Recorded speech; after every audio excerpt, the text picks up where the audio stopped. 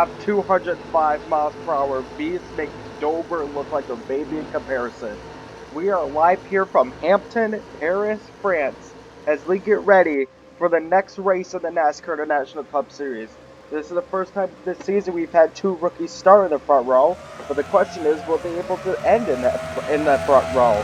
Considering, like I mentioned before, how absolutely dangerous this track can be. And Martinel's already making a 3 wide, and he will take himself to lead early.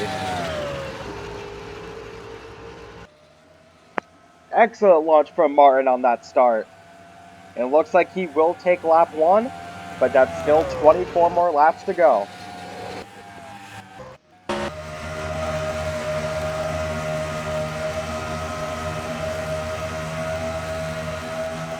Looks like the 0-1 of Max just got past his teammate who started in the front row, and already you can see that Guy and Max are looking to go to the inside and try to take Martin's spot away. Not being able to pull it off quite yet, but Guy is the closest. He is in second. You definitely want to avoid hitting that wall too, as Bjornsson almost did.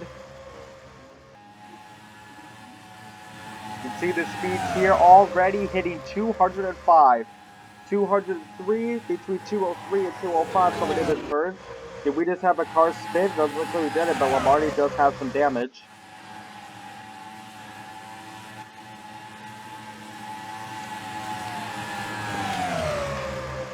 We are looking into the 56 Sparks, and then we have sides into the wall. You can see just how many positions he has lost because of it. That is at least 15 positions lost from the 95. The 95 will go from 5th to 18th, 13 positions lost. It's going to be even more too as he can't find his way to get back into the inside lane. 7 now, you can see that Martin has lost his lead. It is now Luis Gustavo de Barza who's in front. There are a lot of drivers who are looking to get their second win of the season. So far, Martin is the only one that has pulled it off. That regular season championship is very important considering how old Dorian Sparks is into the wall.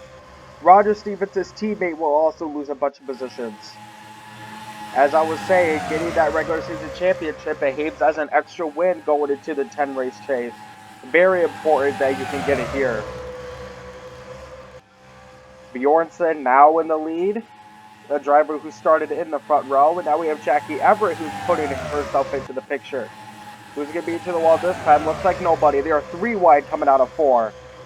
Fontaine and Martin trying their best to use it, but Fontaine's now into the wall, but he won't lose many positions this time. That inside lane trade is definitely being very helpful. You just see how close together the cars are.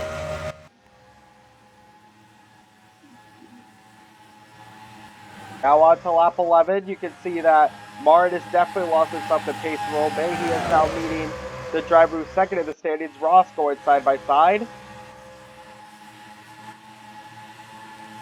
Coming into turn 3 here, we can see that Cottle's almost into the wall. Cottle and Fontaine are into the wall. They're definitely losing a lot of positions. Probably have extremely worn-out tires. Martin now racing alongside the 96 of Commerk now. Looks like Cottle is still into the wall. Just cannot get that car out of it. And now he finally gets it out of there, but now with them dropping to practically the last 5. The 12 of Lamarty is a lap down. He must be having some vehicle issues. No major crashes yet, surprisingly. Here's the 53 of Huckleberry, who he is having a terrible season for his standards. He's usually up front, but the only race he's won was a non-points paid race in the All-Star race at Las Vegas. It's between Jackie Everett and Luis Gustavo de Barza for the first spot, with the fellow Pontiac and Steve Rada behind him. You can tell that Martin has definitely lost a lot of wear in his tires. He's just going to let Boyd and Morrison Jr. pass. Oh, did we have a car go into the wall? We see smoke. What happened there? Didn't involve the 11 of George Jordan. Let's see. It did not involve. Jordan actually involved Sen, who gets turned by Martin. Lorenzo is willing to get turned. Lorenzo saves it. Actually, that wasn't Lorenzo. The 22 saved it, but the 7 and 40 are definitely out for the rest of this race. That's what happens when the tires get very worn and you still try to keep up. Now on to lap 16. We're going to see cars pitting around this lap or at lap 17. LGD still has the lead. The fastest lap bonus goes to the 77 of Rodin. Coming into the pit stalls now, we have even more smoke going. Kip Bjornsson saved his ride. He did save it. No, Bjornsson's turned.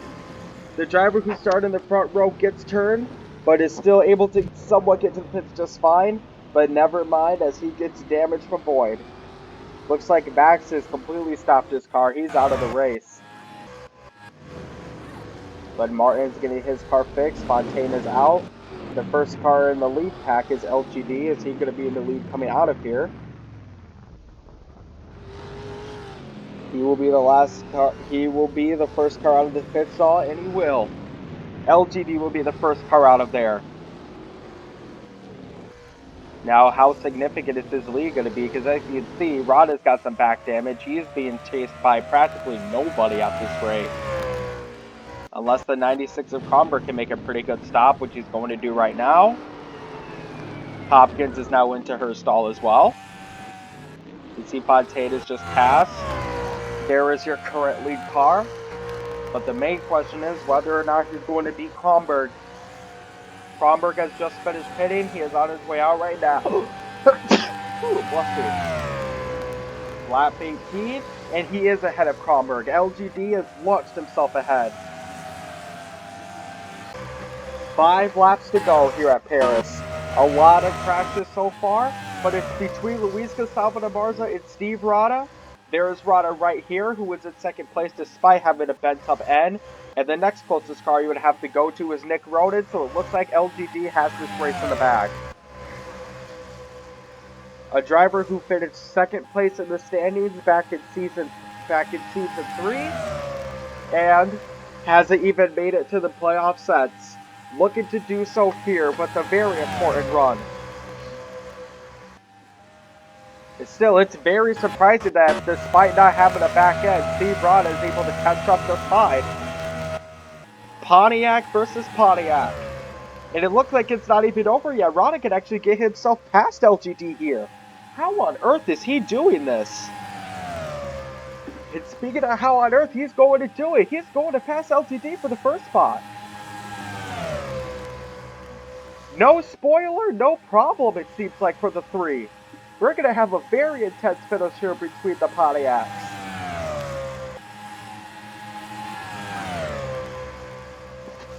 Now, what does Brown want to do? Is he going to try to stop the 8, block him, and let Rada pass? We've seen this a lot happen in the NICS, but looks LGD was very fast there. But LGD got into the apron. That's going to slow down his speed a little bit. Can Rada take advantage going into the inside? Is he going to do the turnaround on LGD? He is. Is Rada going to officially take the lead? It's going to be very close.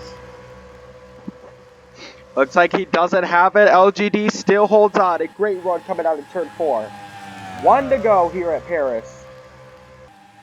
You can see that we are still just 20 cars on the lead lap. And it looks like LGD is going to have just enough to pull it off here. A very good one from Rada despite having damage, but it won't be enough. Popis Brown will let him go. And it will be Luis Gustavo Navarza, the 25-year-old Brazilian, who will become the second driver to win multiple races this season.